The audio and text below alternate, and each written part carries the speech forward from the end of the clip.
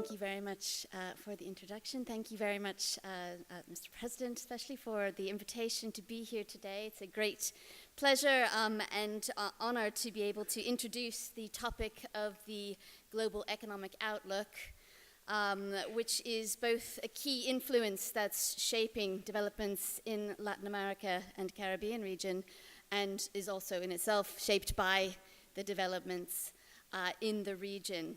So this presentation will necessarily echo many of the points that, particularly when it comes to the sort of global risks that the region is facing, that we've already heard in the previous session.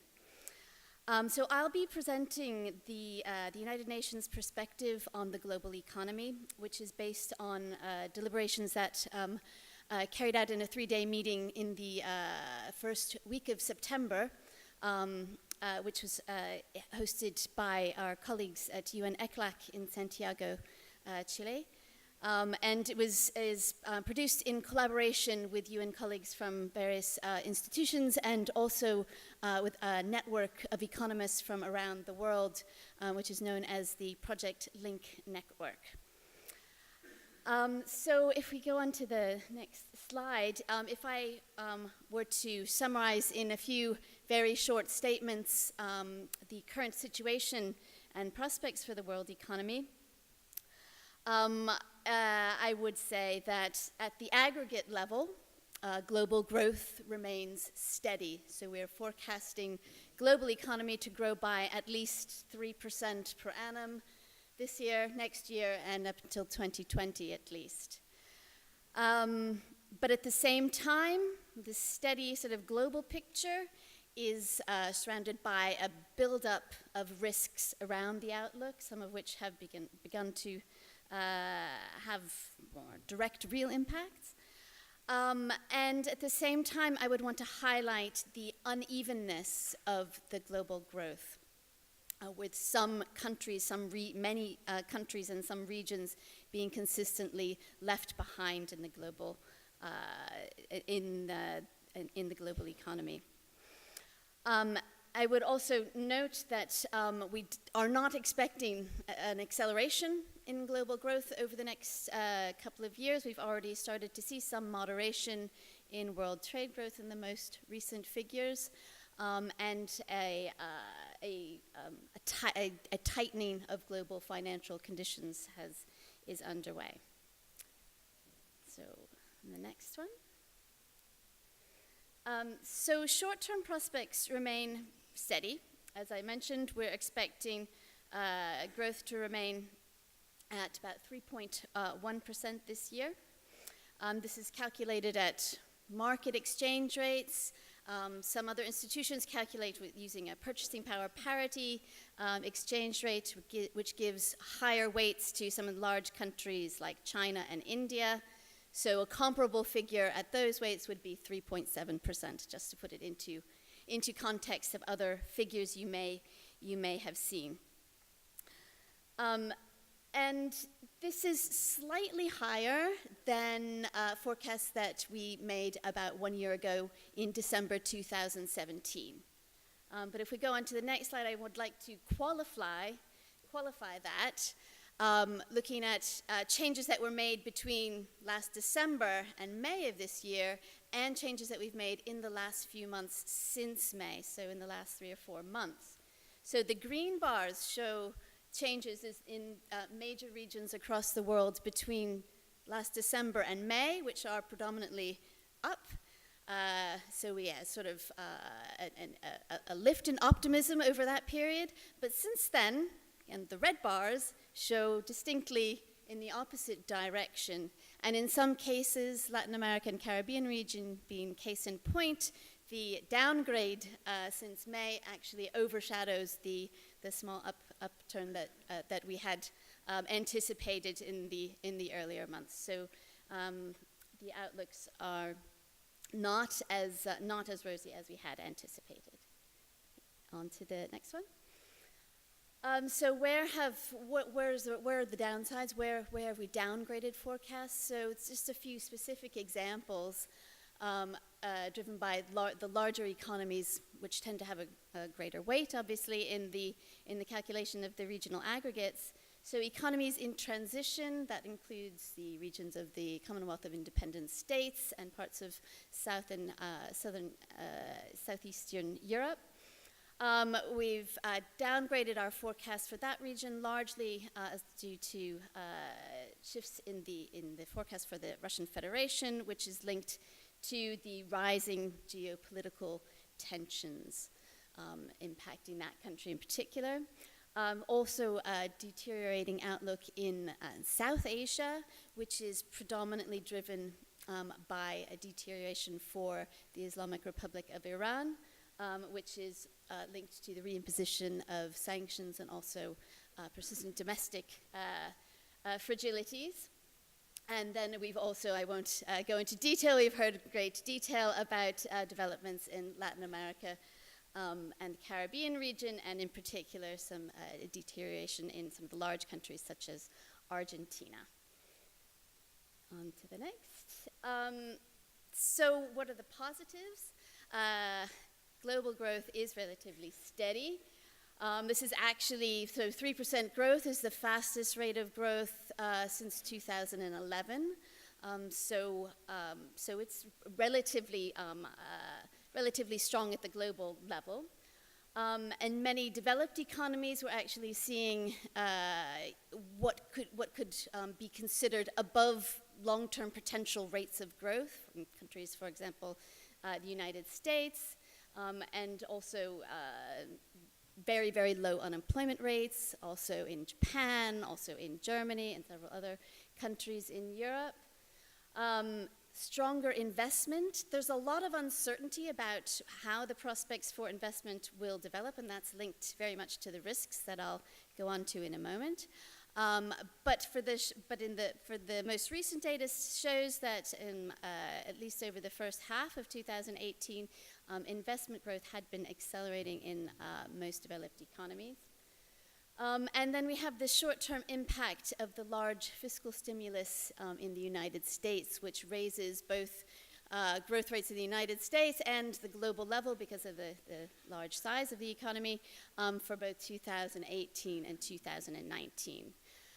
So it's largely a developed country story, the stronger growth, whereas we have seen also some improvement in many commodity exporting economies relative to 2017 and definitely relative to 2016, and linked to higher prices for energy and metal commodities. But I think it's really important also to bear in mind that the sharp commodity price collapse of 2014-15 continues to weigh on prospects in many commodity exporters, and it has left them with this legacy of higher levels of debt, and also exposed some severe imbalances, both in external imbalances and fiscal imbalances, which will weigh on prospects going forward. So some regions continue to lag behind. And this chart is showing growth in per capita terms. So rather than the headline GDP figures, looking at the average change in income per person in the regions. And there's some very sort of striking, stark figures that are exposed here. We see in we've lost some of my titles, but in several parts of Africa and in Latin America and Caribbean during 2016, we saw a sharp drop in per capita GDP in the regions as a whole. And for most of these regions, we're expecting only negligible growth in per capita terms over the next 2 to 3 years. And this, of course, raises enormous obstacles for countries trying to make progress towards objectives such as eradicating poverty, creating decent jobs, and increasing social inclusion. So why are many countries lagging behind? Well, to a large extent, the countries that are exhibiting weak growth are countries that have exhibited weak growth for a long time. So of I give some figures here, 48 developing and transition economies which are expected to see less than 1% growth in per capita income over the coming year. The vast majority of these has seen weak per capita growth below the world average since 1980, so over the last several decades. So it's not a new thing, it's a long-standing challenge.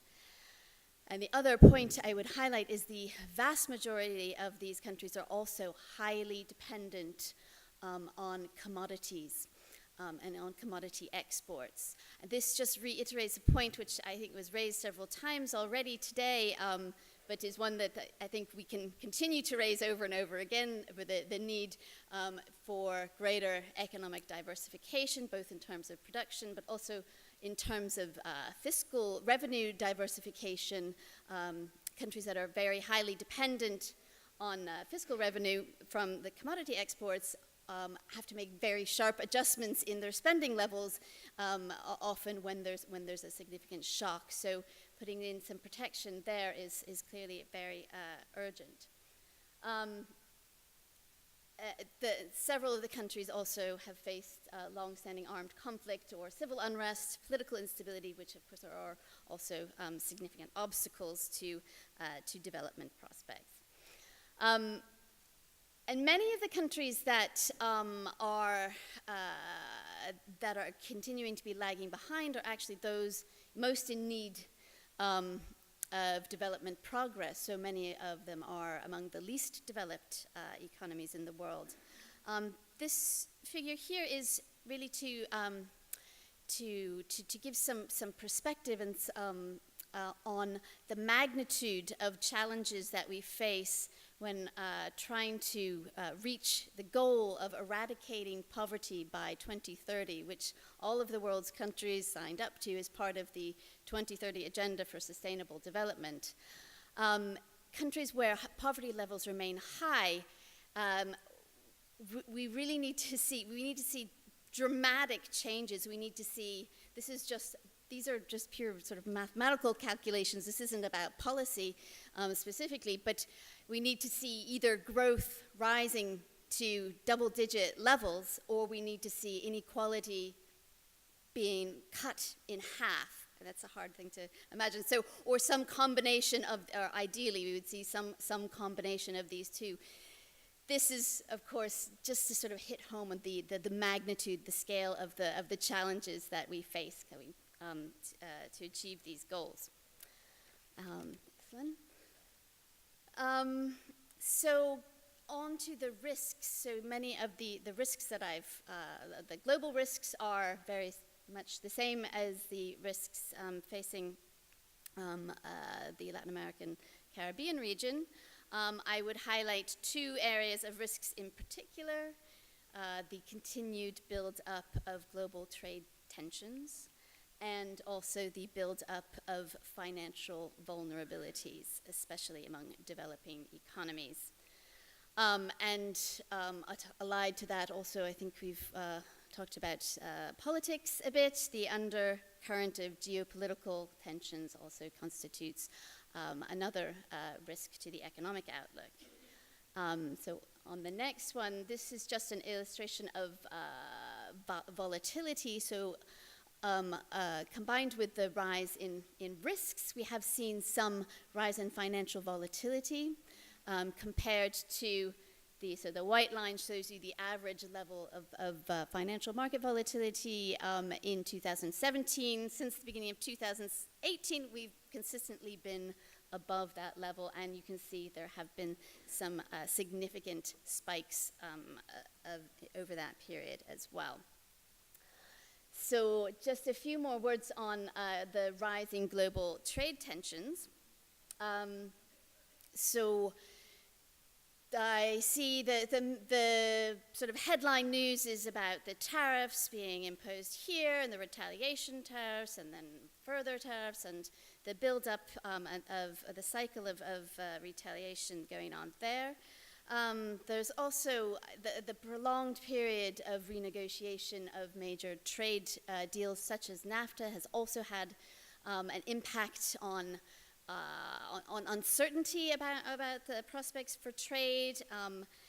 And I think also it's really important here that linked to particularly to the trade tariffs that have been introduced, there have been an increasing number of disputes raised at the World Trade Organization, the WTO, and this is not just a US-China story. You can see the disputes have been raised by a large number of countries, which are listed there, which just goes to illustrate that this is a broad global issue, not just linked to two very large countries.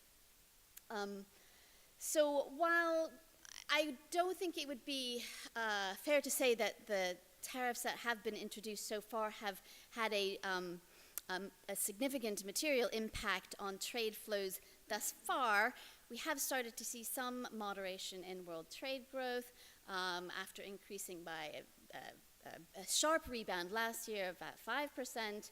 We're now expecting world trade growth of about 4% this year, so still higher than in 2012, 14, 15, 16, but moderating a bit from the next year. And there are risks that this could slow much more sharply. On the next slide, this is a very stylized scenario, but illustrates the potential impacts that a prolonged escalation of the trade tensions could have by increasing the level of uncertainty, which would postpone and impact investment decisions and interfere with global trading networks and value chains. If that were to lead to a large postponement of investment, then we could see world growth slow much more sharply. And some of the sort of side effects, which often aren't focused on, that we would be concerned about, include impacts in many developing countries, particularly if you look back to the sort of trade blockages in 2008 and 9. Where flows of trade were disrupted, and particularly some of the impacts were flows of food to some food importing countries, which severely impacted food security in a number of regions. So that's the sort of side effect that this could have in the very short term, which could have some dramatic impacts. On financial shocks, so we've seen a buildup of financial risks. There's already a lot of talk this morning about the rise in debt levels. This is not just purely a Latin America phenomena. This is a global phenomena. Many developing countries have seen debt levels increase sharply. We've seen some macroeconomic imbalances emerging both on the fiscal side and on the external side. These all expose countries to the potential for contagion or from shocks spreading through financial markets. What are some of the things that might trigger this? Well, the trade tensions themselves could act as a trigger for financial shocks. A monetary policy adjustment in developed economies in the United States also can trigger readjustment of assets, which could trigger a sharp withdrawal of capital from some countries. Commodity price shocks also have the potential to act as a trigger. And domestic political disruption or country-specific shocks could have disruption, which then have the potential to spread through financial markets to neighboring, closely tied, linked countries through their finances. So some of the impacts that these could have, so first we see higher borrowing costs, we see currency pressures, which could lead to significant depreciations, withdrawal of capital, declines in equity markets, and rising debt servicing costs. That's particularly combined with the high levels of debt and volatility in exchange markets. If you have a high levels of external of debt in foreign currency, the potential impacts could be much more significant, leading to difficulties in rolling over debt, impacts through investment, higher inflation, fiscal adjustment, etc. These are some of the channels where these could feed into the real economy and cause significant dramatic slowdowns in activity. And just to reiterate that countries with the high levels of debt, macro imbalances, fragile growth, political uncertainty are more exposed to the types of volatility. This shows the currency changes in the 8 months to August, and you can see the two at the end there, Argentina, Turkey, are in the news on a regular basis. Other countries that may also find themselves under pressures if situations deteriorate. I will stop there and thank you very much.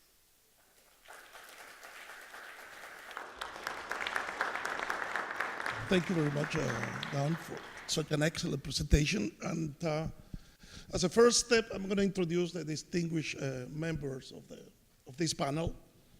I have Robert Wood. Mr. Robert Wood is Principal Economist and Manager, Country Reserves of Latin America for the Economist Intelligence Unit. His work very broad on Brazil, Puerto Rico, Mexico. He brings great experience as a consultant in the European Union and Mexico. And we have Mr. Adam Posen. He's the president of the Institute of International Economics since 2013. Thank you, Mr. Posen, for such good quality papers you upload in your website and give us the opportunity for us to download for free. He sits on the panel of economic advisors of the United Nations Congressional Budget Office.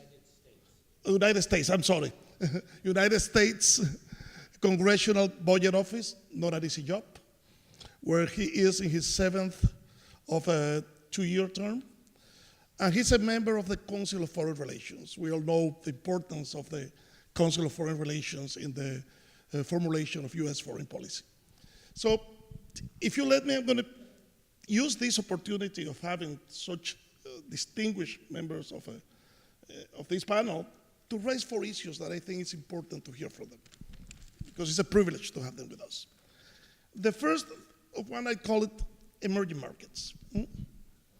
We have seen the implosion of a crisis in the Turkish and Argentinian economies. Brazil is not feeling well, and Argentina neither. However, so far, there seems to be a fairly limited contagious effect in the rest of the world. What is different this time from the crisis of the 90s in Asia that the contagious spread so far? Are there still possibilities of contagions? I think it's an interesting topic that I want to hear from Dawn and the panel members on this issue. The second issue is on China. Chairman Deng Xiaoping used to say, hide your strength and bide your time. And that was the maxim that guided China's policies during the period of accelerated growth. Deng Xiaoping came in, started flexing muscles in the South China Sea, the Daikao Islands in Japan. Recently, they took over the Hambuktu port in Sri Lanka. Well, China is an important economy. The economy is showing signs that it's slowing down and have severe problems.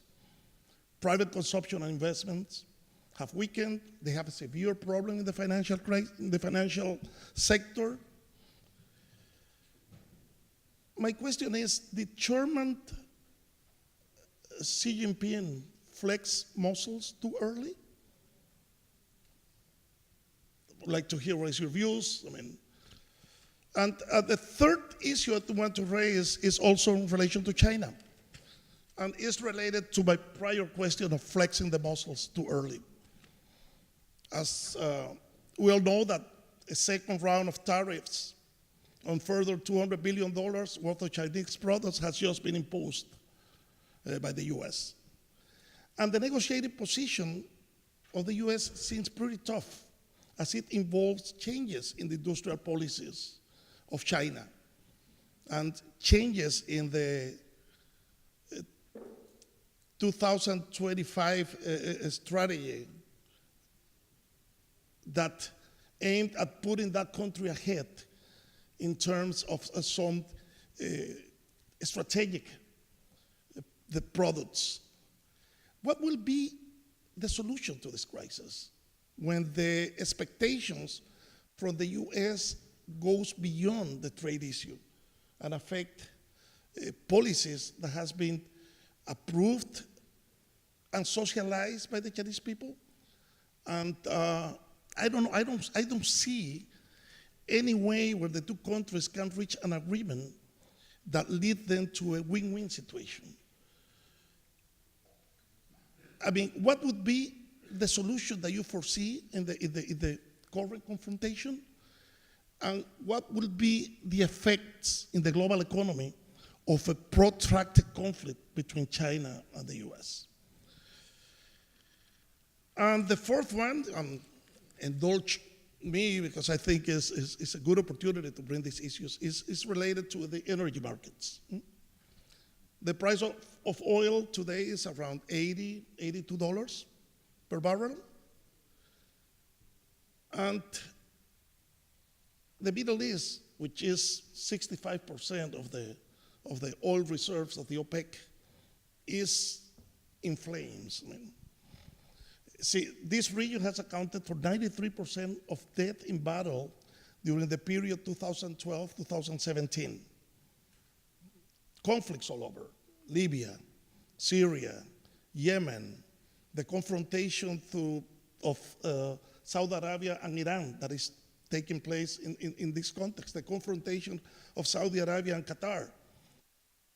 Away from the Middle East, we have problems in Nigeria, Boko Haram in the Muslim area. The Biafra issue is coming in the southern areas, which is where most of the Nigerian oil is produced. I'm not going to mention Venezuela. Venezuela is imploding. Well, it is true that the world economy might be slowing down in 2019, 2020, 2021. That will deplete maybe the demand for oil. And that Saudi Arabia might be willing to play as the buffer to avoid an excessive increase of price. What do you see are the prospects of the energy market in the medium and long term? And I think with these four questions, if I may indulge you, I give the floor, first of all, to the distinguished Adam Posen from the Institute of International Economics. Thank you, Mr. Chairman. Thank you all for having me. My colleagues at the Peterson Institute, Monica DeBola and Jose de Gregorio, who many of you know, send you their regards. They educated me about how influential this gathering is, so I appreciate the opportunity. Let me try to give you some responses to the four questions set. The first question, I believe, was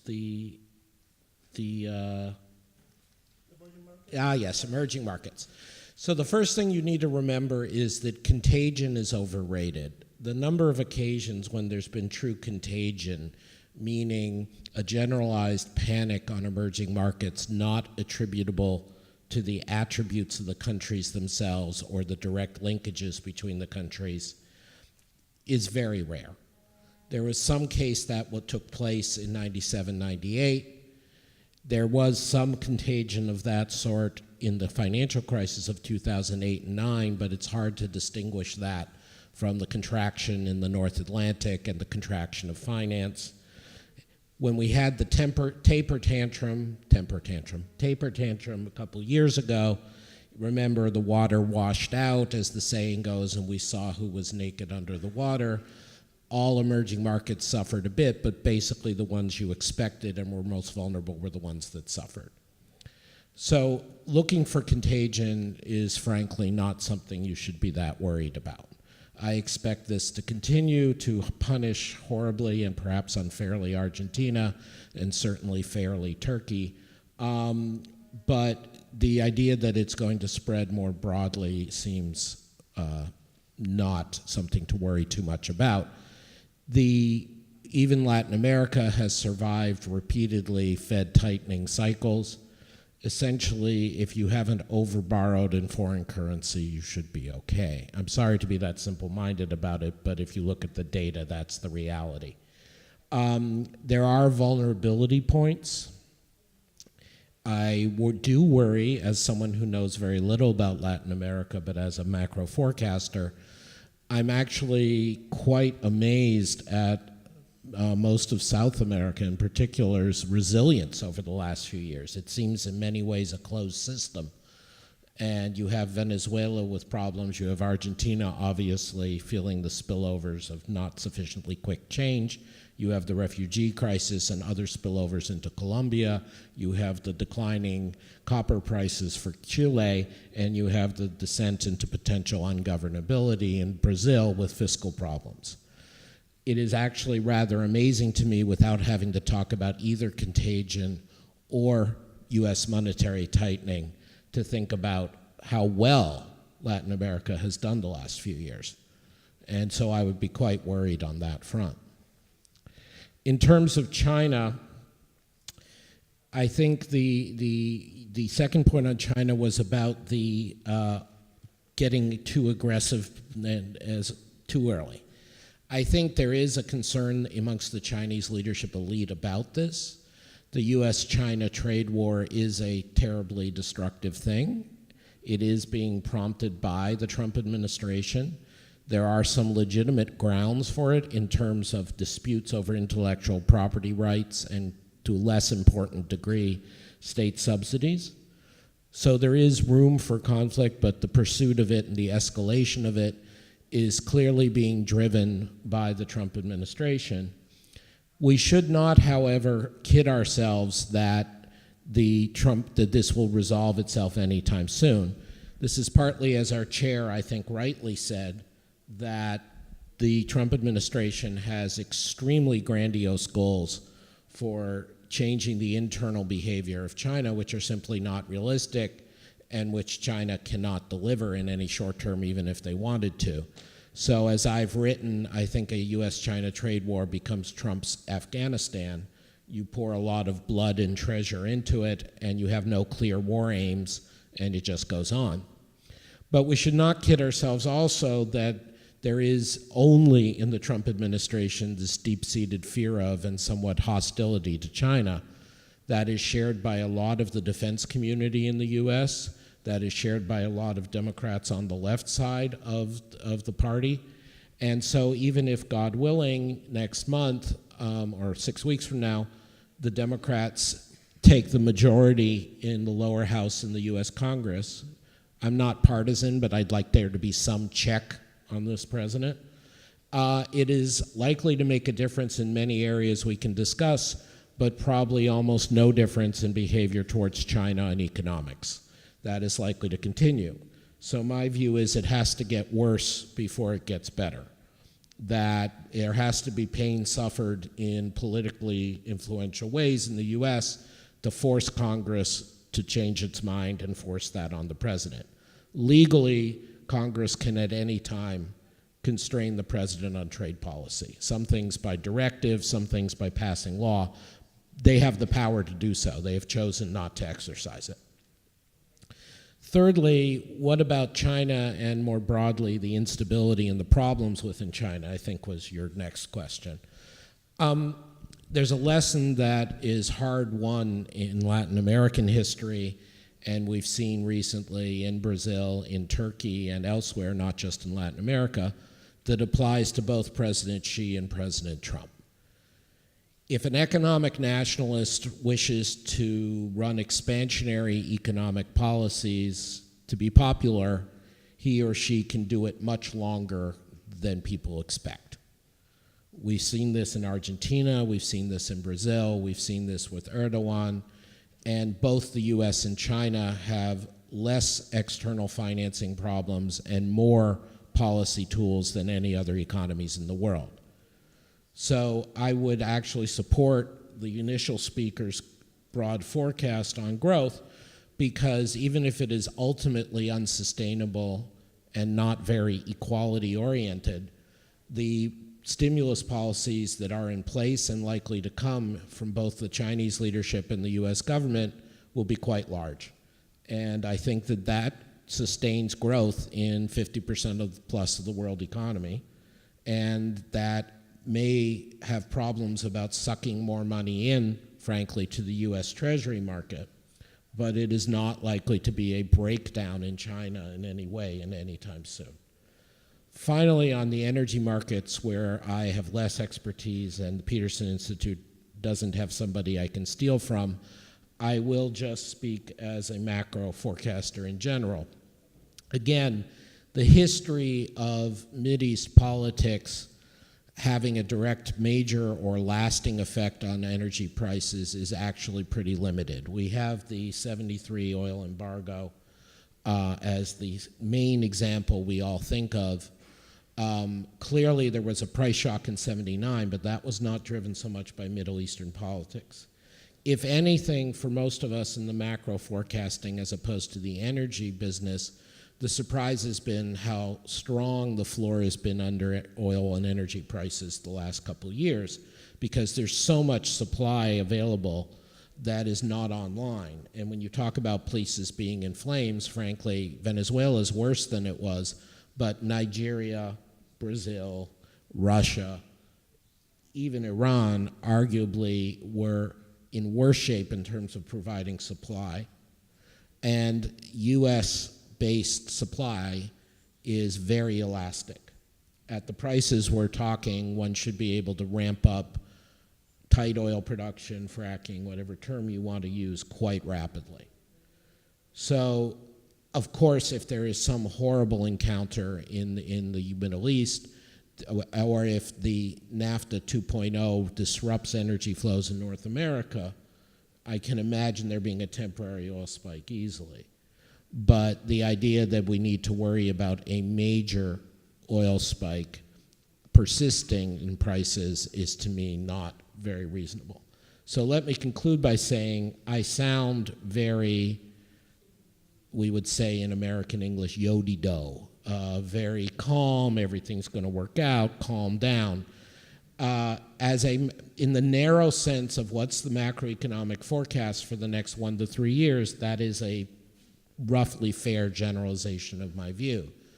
But the underlying problems in the system, the inequalities that were referred to, the spotty global growth, the ultimate unsustainability of the US fiscal path over a longer period, the dissipation of productivity gains by disrupting global supply chains and US-China investment, these are all things that are going to matter. And so our trend growth rate, our productivity growth rate will continue to decline, in my view, or at least stay very poor. And the system actually on trade, as I've written in Foreign Affairs and other places, is more likely to survive the US administration's problems than some other aspects, particularly having to do with investment, availability of financing in non-dollar denominated ways, cross-border investment. All of those I expect and already see as being damaged in the near term, and that is going to slow growth in the less advanced parts of the world. Thank you.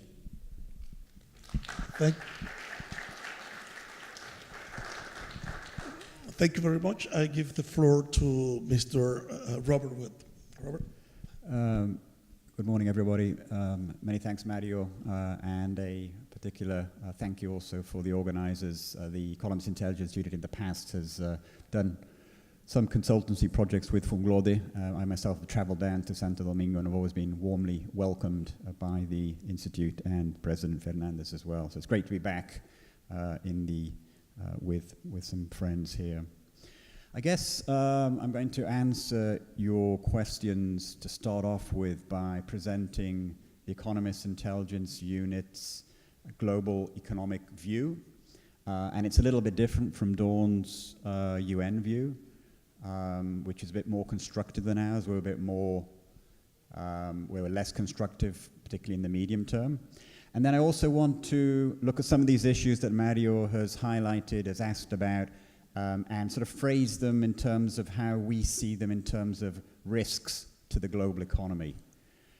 Because we often look at sort of the baseline forecast for how well, what expansion we expect in all different countries in the global economy. But at the EIU, we also spend quite a bit of time looking at the risks to the global economy and specific economies, and we also try to quantify what, if those risks materialize, what would that mean for output in the global economy. And we do this on a regular basis. Every month we update our macroeconomic forecast in the global team, and we come up with 10 risk scenarios. Invariably, they're all negative. I participate in the team, and I often encourage the other team members, the leaders, to come out with at least one positive scenario, but they're all back to 10 negative scenarios here for the global economy.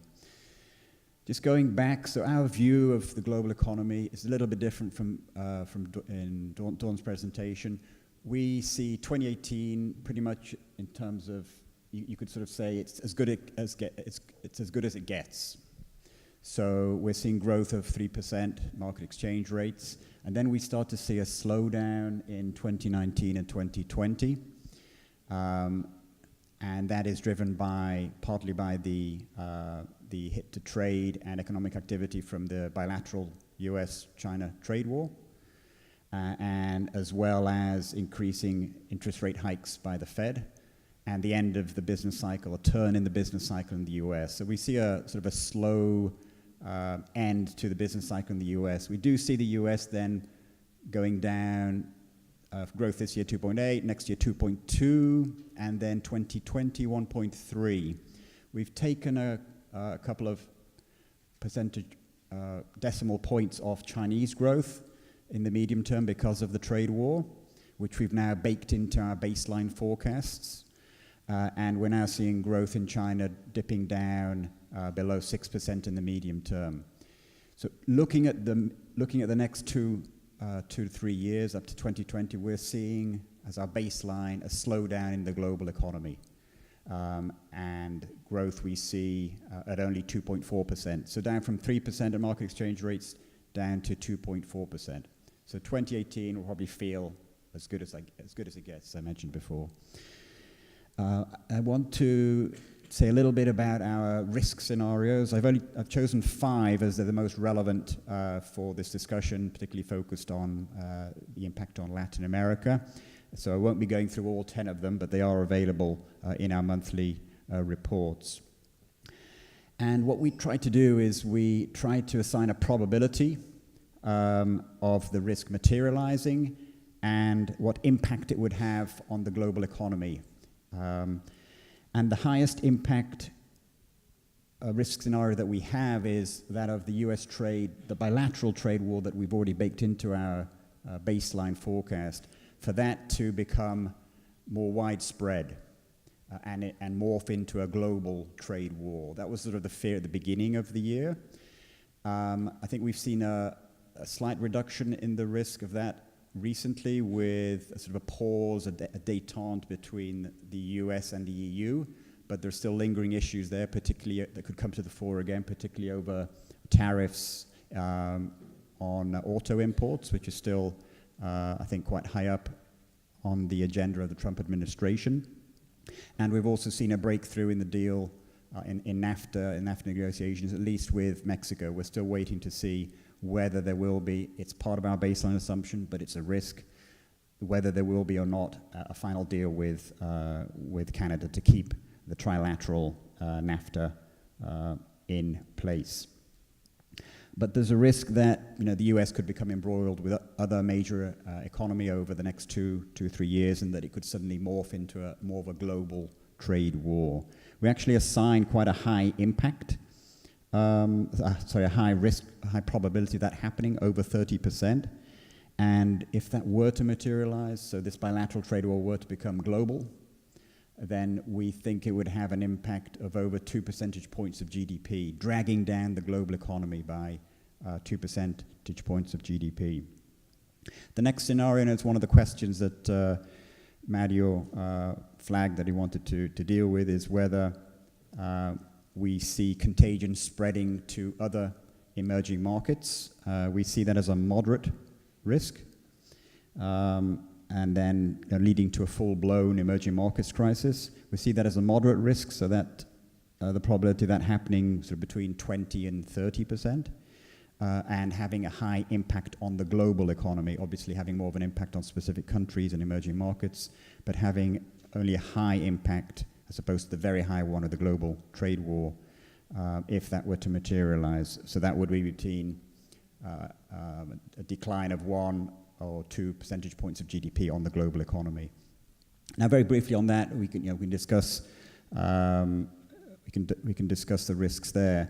We have just seen specific countries in the firing line, so Turkey and Argentina, and we don't see yet in our baseline this leading to a more broader emerging market crisis, but we feel that the risk is there, and we would sort of classify it in terms of if we then get another couple of emerging markets falling into difficulties. So whether it's through contagion or whether it's idiosyncratic crises in emerging markets materializing. And we're looking with some concern at Russia because of the impact of US sanctions on the Russian economy, and also Brazil. A lot of uncertainty about the outcome of the elections, what that will mean for needed fiscal reforms to put the public debt ratio on a sustainable footing. I think there are concerns there. If you start to see crises in these countries or in other large emerging markets, then we could start to see something a bit more sinister for the emerging market universe. And then I think we would see. I mean, we have already seen a degree of contagion this year in the sense of capital outflows from emerging markets. Some have, as Adam says, many emerging markets have withstood this, but they have nevertheless been affected. So you're seeing weaker currencies, stock markets hit, more broadly portfolio outflows in specific economies. So there has been some impact so far this year, and in this scenario of a broad emerging market crisis, we would be thinking about a number of other emerging markets falling into difficulties. The third scenario that I wanted to highlight was of supply shortages leading to a globally damaging oil price spike, and very much in the news in the last couple of days. We've seen the oil prices going above $80 a barrel of Brent. Our baseline forecast is of demand side pressures. So we see weaker demand for oil because of the slowdown in the global economy in the next 2 years. We have, and that sort of that balances supply side issues under the baseline. So we have seen some supply shortages, disruptions, across different producers, Libya, Venezuela. The big one is, of course, Iran. So what happens when the sanctions, the US sanctions, kick in on Iran? We think that under the baseline, we think that oil production from Iran will drop to around 1.7 million barrels a day from 2.5 currently. We think the US will put pressure on its partners in Europe, Japan, to reduce imports of Iranian oil, but that China and India will continue to import Iranian oil, and that Iranian oil production will sort of hold up. However, if it falls below if production falls below 1 million barrels per day, then we could start to see the oil price going up to $100. And this is a medium-term risk rather than a sort of very long-term risk. So these risk scenarios are looking at the next 2 years. And that is a risk. We have a moderate probability of that happening and a high impact for the global economy. So if oil were to go to $100 or more and stay there for a year or so, that would bring down global economic growth by between 1 percentage points and 2 percentage points of GDP. The fourth scenario that I wanted to touch on, and it links back into conditions for emerging markets, and that is if we see faster tightening by the Fed than expected. So the Fed is expected to tighten policy today and lift the Fed funds rate again at the end of the year. And then we're expecting 3 more rate hikes in 2019. And that's what markets have sort of priced in. There's a risk of volatility around the announcement of each hike, but that should die down. As long as this gradual tightening path continues, this risk would not materialize. But there is a risk. We're seeing sort of tightness in the labor market, wages growing by 2.9%, the latest data in August. We're seeing all other inflationary pressures from the tariffs. You'll see some impacts there on prices. And expansionary fiscal policy. If the Fed decides that it has to move more aggressively, then financial markets would be spooked, and you would sort of see a sell-off, and that would impact emerging markets quite heavily. So we see that as a low risk, so below 10% probability of happening, but with a very high impact on the global economy, meaning that it would hit the global economy by 2 percentage points of GDP or more over the next 2 years. And then the fifth and final negative scenario is that of China suffering a disorderly and prolonged economic downturn. And we see a low risk of that, so around 10% probability of that. With the bilateral trade war, we're starting to see a bit of a pivot in macroeconomic policy, so we are starting to see more accommodative policy from China in order to absorb the dampening effect on the economy of the tariffs. And that is, in a way, sort of acting, that is acting against the previous policy, which was trying to move forward with corporate deleveraging, getting rid of a large stock of unsold houses, etc., trying to address one of the structural weaknesses in the Chinese economy, which is a very high, a credit bubble, essentially. If you look at domestic credit, it's over 200% of GDP, which is very high, and that poses risks for the economy. So if there are economic missteps during the next 2 years, as policymakers manage the economy, there could be a risk of this credit bubble bursting. And that would have a very high impact on China and the global economy, and particularly on emerging markets through various channels, including through weaker commodity prices.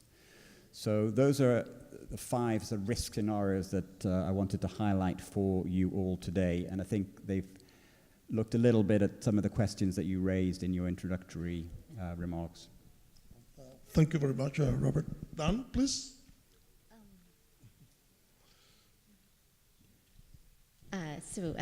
Thank you very much. I would just draw on a couple of the points that were raised. I think Adam Posen made a very good point about contagion.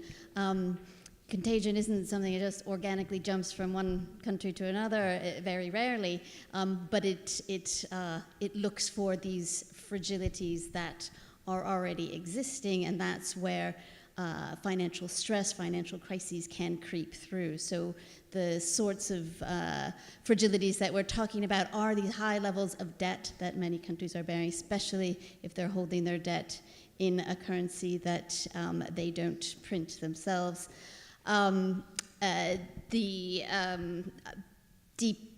Large fiscal deficits, large external deficits also can increase the financial pressures on currencies, on interest rates, and asset bubbles, which in some cases may have been allowed to emerge over the period with very, very low global interest rates, also are areas that where these contagion is probably the wrong term to use, but where financial stress can come in and could be triggered by. There are a number of. Robert raised a number of potential shocks that could trigger these crises. So there are a lot of factors out there. I think more this year than there were last year, for example. On the oil price, just one comment on the oil price and the situation in Iran. I stopped paying much attention to forecasts for oil prices back in about 2003, when you look at the very most sophisticated models for forecasting the oil price would look at the price today and say, yeah, it's going to stay about there.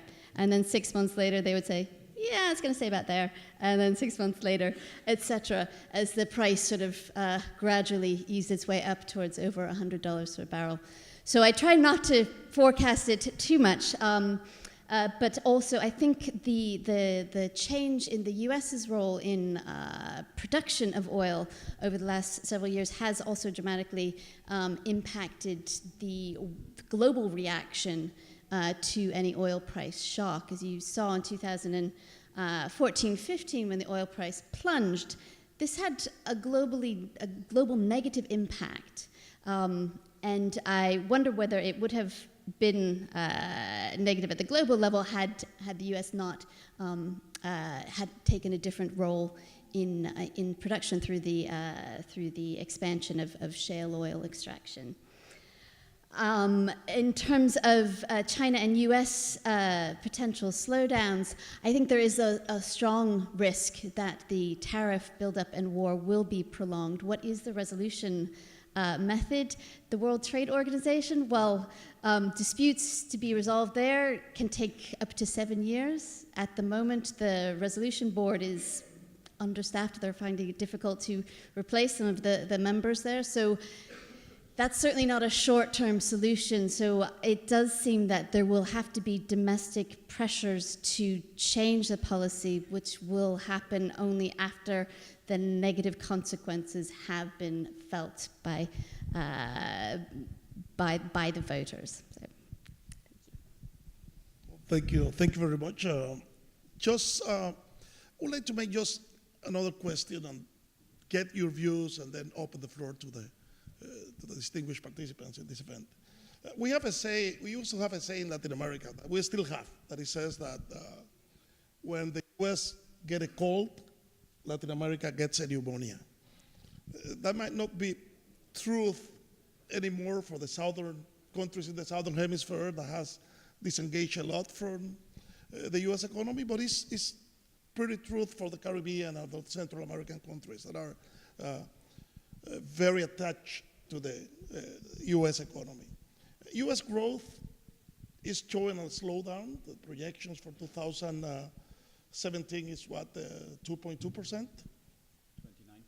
2019, yeah, 2.2%, no? I mean, we have the trade war, we have raising interest rates that might slow down private consumption. What are we looking at in the medium or long term in the U.S. economy? Are we going to a slowdown period of the business cycle, or are we seeing the emerging of a crisis? I would like you to tell me, how do you see the U.S. economy in the medium and long run? If I may start with Mr. Posen, please. Yeah, thank you. So, absolutely right, of course, that the Caribbean, Central America, and Mexico have a very different relationship economically with the U.S. than the Southern Hemisphere countries do. When we think about the U.S., I will say, just to get it on record, my forecast for the U.S. for the next 2 years is higher than Robert's EIU forecast. I think there is likely to be more of a slowdown in 2020 than in 2019, and I think there's some upside risk in a short-term sense that the Congress, in their infinite lack of wisdom, will pass further stimulus that the left wing of the Democratic Party and the right wing of the Congress will agree on something they're going to call infrastructure, which would be fine if it actually was spent on infrastructure and was paid for, and it is likely to not actually be spent on infrastructure and not be paid for. But anyway, for the next 24, 36 months, I would put growth more towards 3% than my colleagues. But the long-term trend is very worrying. As I think you're all aware, the productivity trend in the US downshifted by essentially 2/3 15 years ago. Dawn and her team are very well aware of this, and it's a downshift that seems to be not unique to the US, but to the whole range of so-called advanced economies. Meanwhile, the anti-migration feeling and demographics combined are reducing labor force growth in the US. And so you put that all together, the US, instead of growing as it would pre-crisis at a 2.5, 3.5% potential output, closer to 3, is now probably growing at 1.5 as trend. And that's a little lower than some of the official forecasts. I actually think there's downside to that. Productivity growth is probably going to average 0.75% at best. We may get a little bit of an uptick over the next couple of years as the investment uptick pays off, but I don't expect that to make a lasting change. And I think labor force growth will remain at roughly less than 0.5% a year. So that actually would get you only 1.25 if you're really honest about it.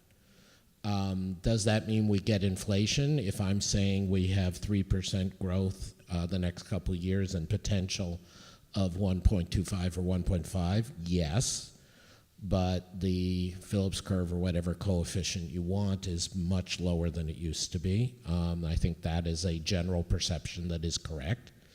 And so my colleagues like Olivier Blanchard and Joseph Gagnon have separately come to figures that I agree with of inflation maybe getting above 3% towards the second half of 2019, but not by much. So in a sense, this is the problem, as people have seen in other countries. In the US, you're going to have something to the unsophisticated voter that both looks like things are going okay, and for a large chunk of the electorate are seemingly going okay, even though the underlying trend is very poor, and it can't continue. And so this is not a good scenario going forward, in my view. Thank you very much, Mr. Professor.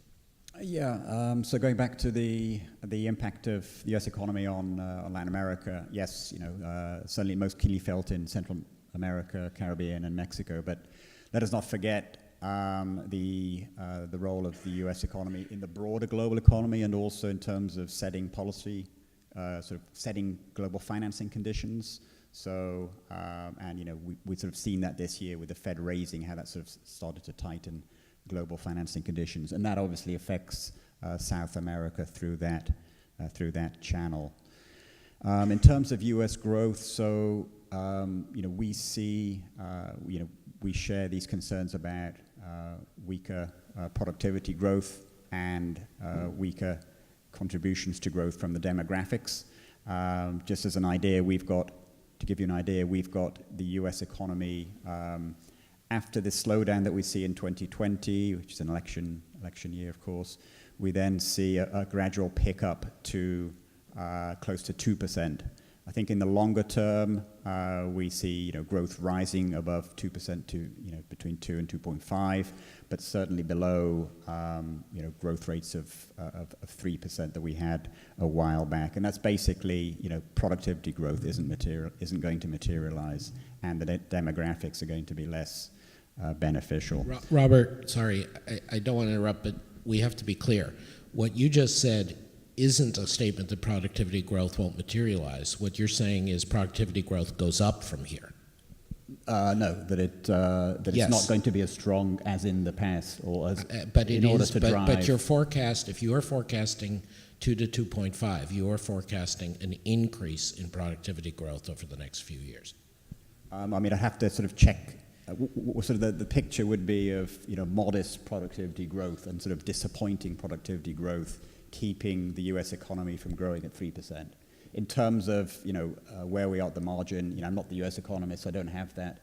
The productivity figures right at my fingertips. I can get them, and we can sort of have a chat about it. But essentially, the big picture is, as we see it, the U.S. economy will not be performing that strongly because of modest productivity growth, and certainly that's a concern that we're sharing here. Thank you very much, Dawn. Any further to add? Well, just to throw in my 2 cents. Potential growth, I guess our view would be somewhere in between the two. We see there's some scope for increased labor force participation, which is still low compared to where it was a decade ago. So there's some scope for increased potential growth through that channel by just getting some more people to rejoin the workforce. Productivity growth is low, has been low for some time. Surprisingly, in many, looking at the dramatic changes in technology that we've seen, why that hasn't translated into faster productivity growth is somewhat surprising, and there's a potential that it could creep in there. So would probably go somewhere in between saying a little bit higher productivity growth than we've seen over the last several years, and a little bit more labor force participation brings it. Thank you very much. I think it's time to open the floor for the audience. Thank you. Rudy Santana, economist. Okay, in the last panel, Mr. Humberto Lopez from the World Bank proposed to Latin America to embrace globalization. I think that this proposition is being tested right now in Argentina. Macri government embraced fully globalization. They then went into a huge issue of debt, no? And then they expected a reign of foreign investment. That's the word of Mr. Macri. That never come to be. What they got was a reign of speculative financial capitals, no? And then from that, the problem with the exchange rate, problem with inflation. So the point is this, it looks like right now to fully embrace globalization is a risky proposition for emerging markets, no? Take into account too the fact of China. We don't know really what's going to be the consequence of the world trade on the growth of China. We can speculate about that, but we don't know exactly. And the growth of China was another element important for emerging markets to embrace the globalization. So the point is this, is not really a risky proposition for emerging markets at this time to fully embrace globalization? Let's take another question to, please, the gentleman there. Thank you. My name is Dan Erickson, a consultant. Another question on Argentina. Larry Kudlow, who's a senior advisor to the president, gave an interview on CNBC last week where he said the solution to the Argentine crisis would be to reestablish the convertibility board between the Argentine peso and the US dollar. And so my question is, do you think that is feasible, and would that resolve the crisis in Argentina? Thank you. Let's answer these two questions before we keep on in this second round. Mr. Posen, please. Posen. Happy to have Robert or Dawn go before me, but I'm laughing because it's just very sad to see Dr. Kudlow, chair of the NEC, peddle such uninformed nonsense. So to link your question with the previous gentleman's question, we have had a problem, and it's about a 20-year-old problem, 25-year-old problem, that the global financial crisis seems not to have fixed, which is what I call high church Anglo financial globalization and real side competitive trade globalization get conflated. And this was exaggerated under the Reuben Summers, Greenspan, Clinton era. It was continued right up through the financial crisis. And unfortunately, despite the IMF, for example, making some very real strides in reevaluating its extremism on some of these points, it doesn't seem to have filtered down either to some of the national governments, or the advice we give them. So bottom line, everything is always much more complicated than any simple thing I or any pundit like me or Larry Kudlow can say. But the bottom line is, and this is, to me, is the ultimate lesson of China and Japan and Korea. You gain from opening up the real side of your economy as a measure of discipline and reform for your own domestic productivity and your consumers. You lose by prematurely opening up the financial sector and capital flows. That's the short version. The problem is it's very difficult to do one without the other, but it's not impossible. And there are ways to do it.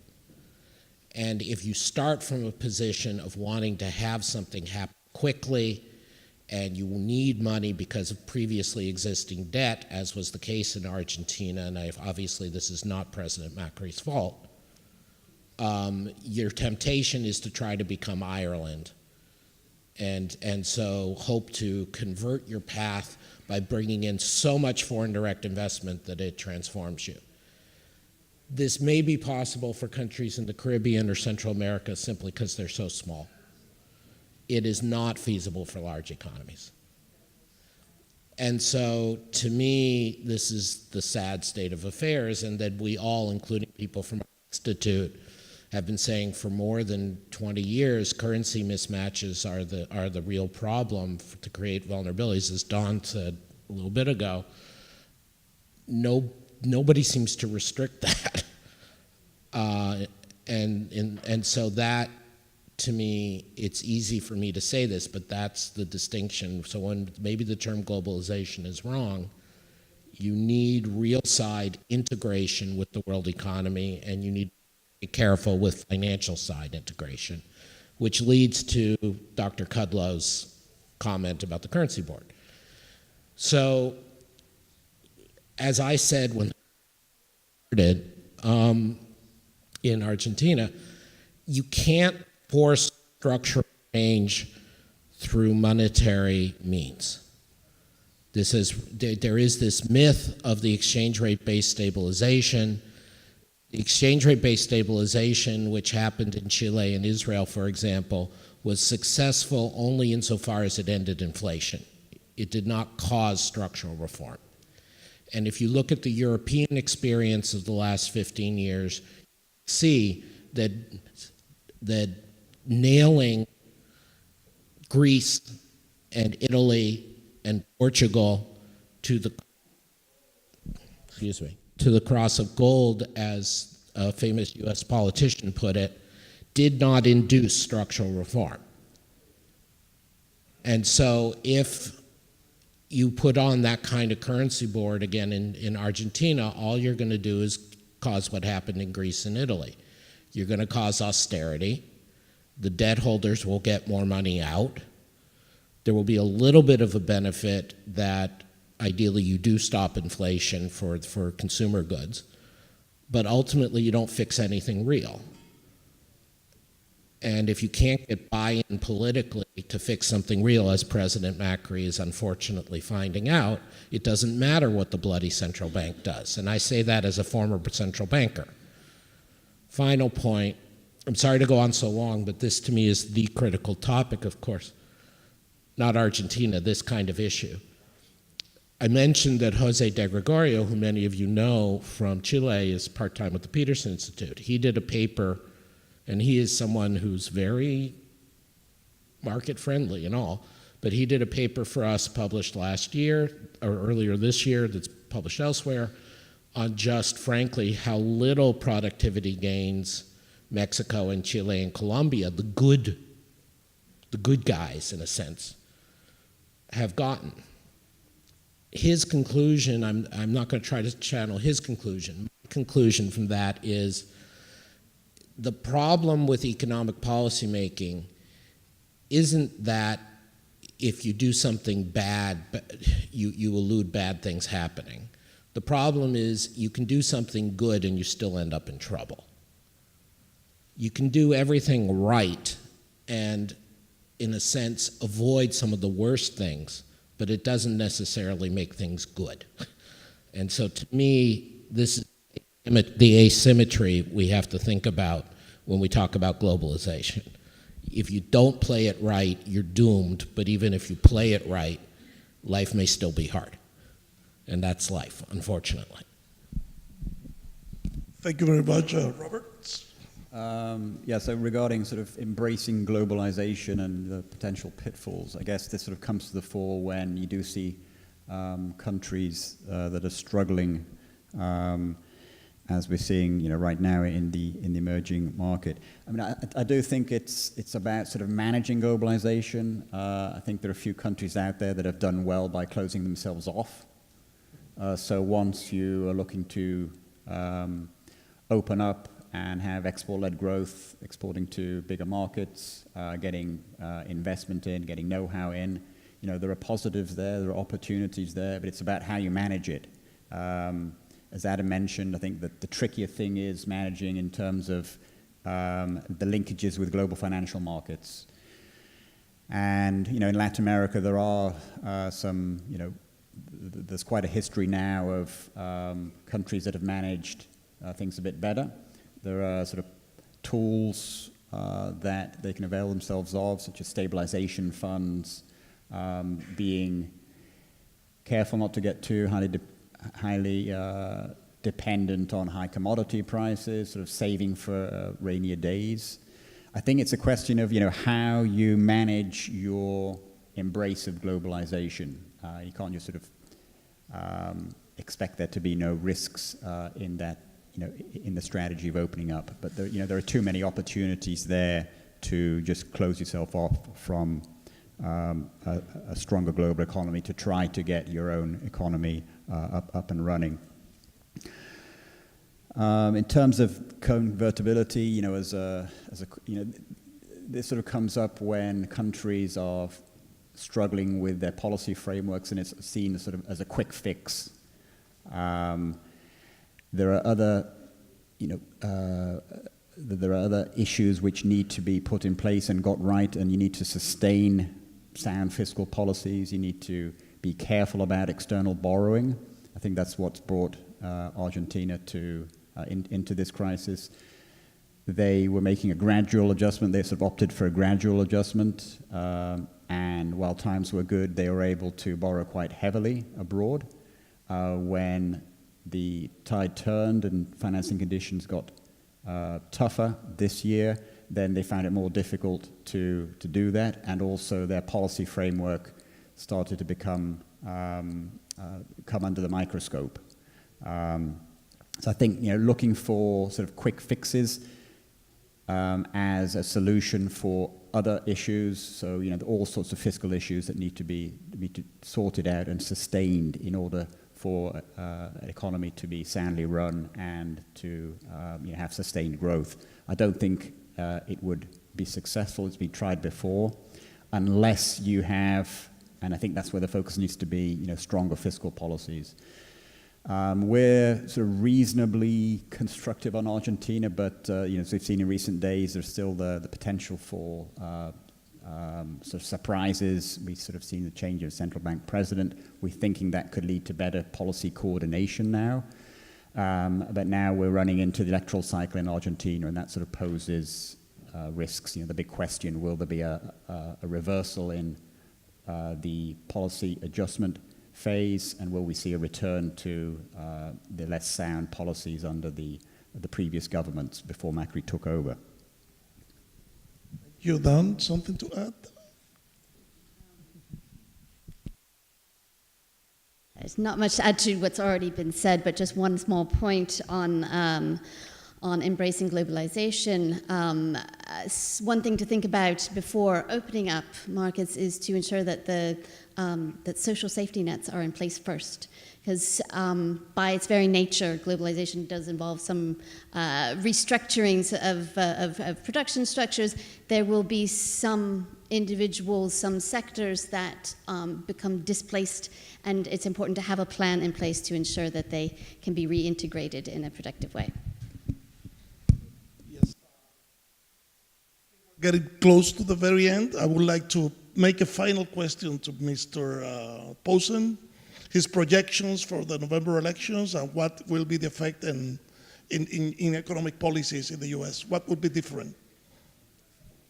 Sorry? What should be different? What could be different as a result of the November elections? So November elections, God willing, the Republicans lose control of the lower house. This will lead to deadlock on almost anything to do with taxes. This will not lead, this is just prediction for what it's worth.